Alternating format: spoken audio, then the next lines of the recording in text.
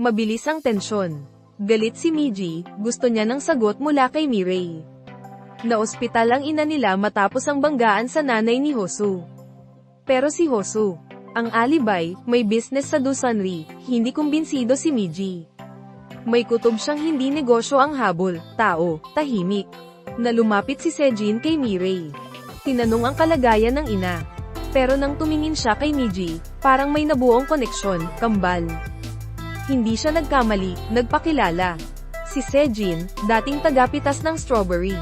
Minsan niyang binigyan si Mirei. Naibahagi ba ito sa kapatid?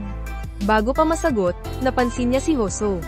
Pilyong ngiti, wag mo siyang titigan.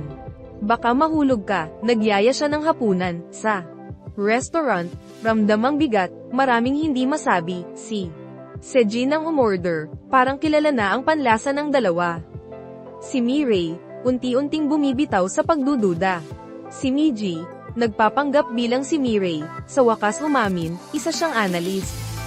Humanga si Sejin.